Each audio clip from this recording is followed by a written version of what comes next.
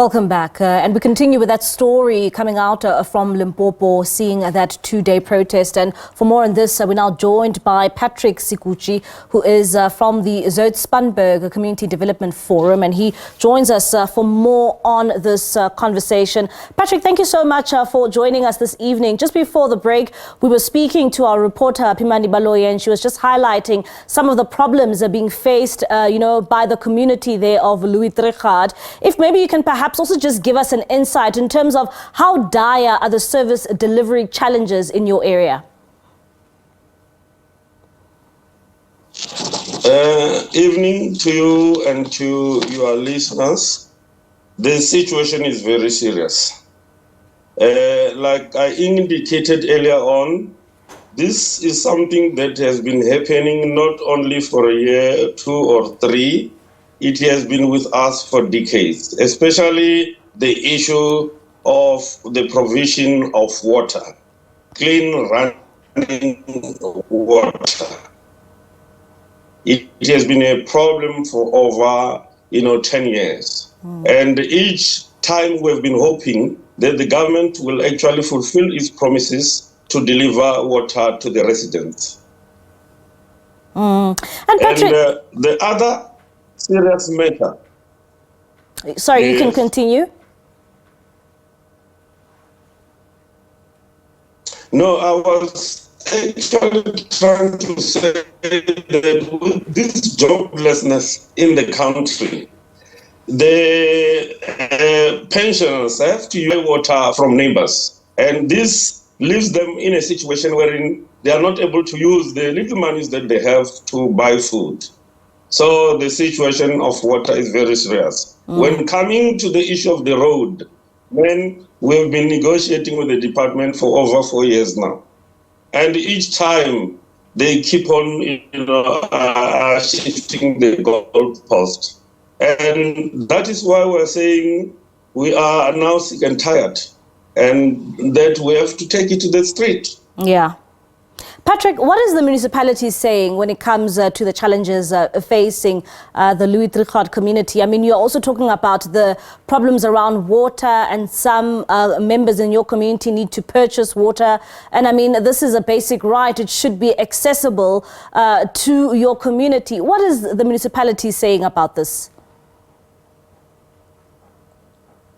Well, I think we've got a challenge, at the municipality.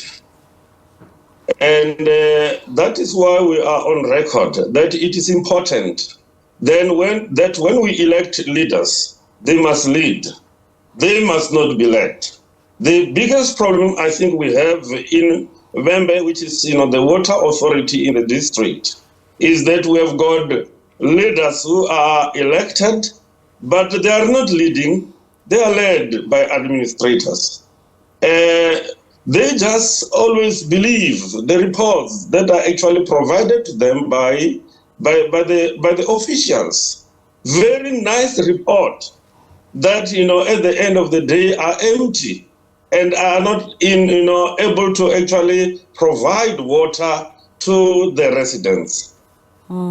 So we are appealing to government to try and change the situation around, to make sure that, workers earn their salaries.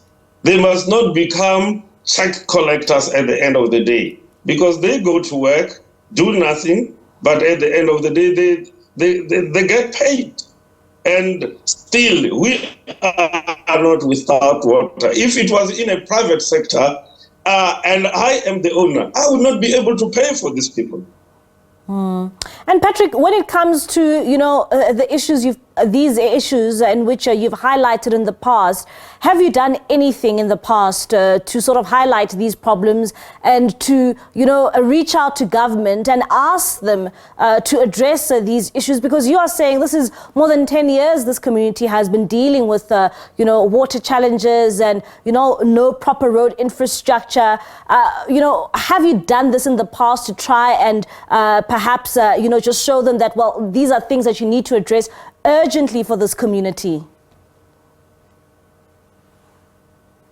This mass protest is not the first time. the first one. We have been engaged in this type of protest, I think, for more than 3 times. And we have taken all necessary efforts to reach out to relevant people to actually assist us in this regard. I have personally, on several occasions, spoken to the Minister of Water and Sanitation, Minister Mkhunu, with the view that we need to be able to secure a meeting wherein he would come and explain to our communities as to what is the challenge with regard to matters of making sure that indeed we finally get provided with clean water. And you see, when you asked to have an interview with me, you spoke of the disruptions taking place in the municipality over the 2 days, and especially the disruptions of schools and economic activities. And this really reminds me of an old, debate of whether we should go for education first or liberation first. And we personally we believe in the ZCGF that this thing is not optional. You cannot choose one over the other. They go together. If we are saying businesses have been disrupted in town, what about, businesses for the transportation, sections, the taxi industry, the bus company? We have been driving on this piece of road that is completely damaged, and the expenditures that they are incurring, I want to believe, would go to billions of rands. Yeah. So if we are worried about the economy, talking about the shutting of these, businesses in town, what about the businesses, that are owned by black people that have been disrupted for decades now, and the expenditure that run into billions? And we're talking about the schooling. I was saying, you see, if our intent...